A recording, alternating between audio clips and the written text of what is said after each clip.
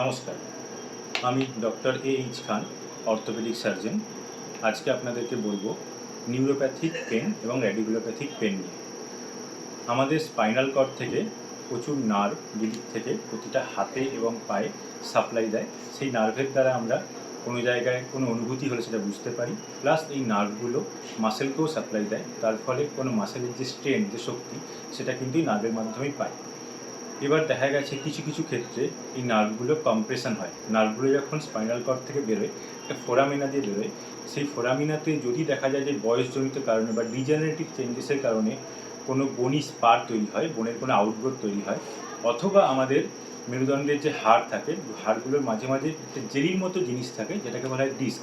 সেই ডিস্ক যদি কোনো কারণে স্পিল আউট করে, সামনের দিকে বেরিয়ে যায়, তখন দেখা যায় এই বেরিয়ে যাওয়া জেলি বা এই যে বনি স্পার, এগুলো ওই নার্ভকে কম্প্রেস করে।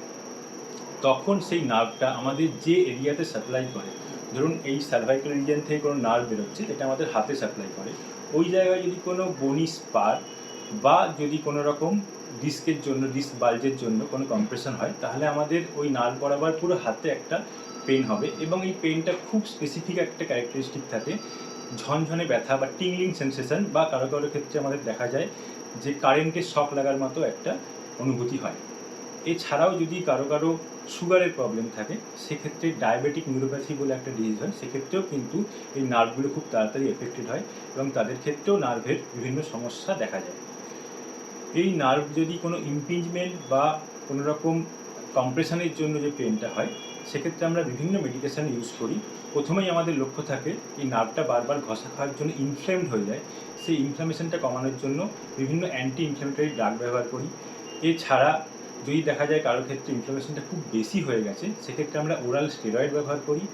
এবং কিছু কিছু নার্ভ রিলেটেড মেডিসিন পাওয়া যায় যেগুলো 50% ক্ষেত্রে দেখা গেছে এই নার্ভের ইনজুরিটাকে অনেকটাই রিজেনারেট করে, যেমন গাবাপেন্টিন বা প্রিগাবালিন।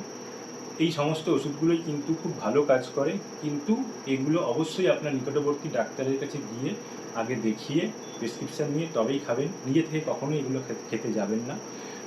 আর এছাড়া যদি এগুলোতেও না হয়, তখন আমরা লোকাল স্টেরয়েড দেওয়া ইঞ্জেকশন দিয়ে ইনফ্লামেশনটাই কমাই এবং এই ব্যথাগুলোকে অনেকাংশে নির্মূল করা সম্ভব হয়। এছাড়া আরেকটা খুব ইম্পর্টেন্ট রোল আছে সেটা হচ্ছে ফিজিওথেরাপি। যে জায়গায় আমাদের নার্ভটা পেন হচ্ছে বা ইমপিঞ্জমেন্ট হচ্ছে, সেই জায়গাটা যদি কম্প্রেশনটা একটু হলেও কমানো যায়, সেটা কিন্তু বিভিন্ন টাইপের ফিজিওথেরাপি আছে, সেগুলোর মাধ্যমে এটা অনেকভাবেই নির্মূল করা যায়। আজকে আমরা মোটামুটি নিউরোপ্যাথিক পেনের নন অপারেটিভ ট্রিটমেন্টের কথা আপনাদেরকে বললাম। আজকে আপাতত এটুকুই থাক। ভালো থাকবেন, সুস্থ থাকবেন। নমস্কার।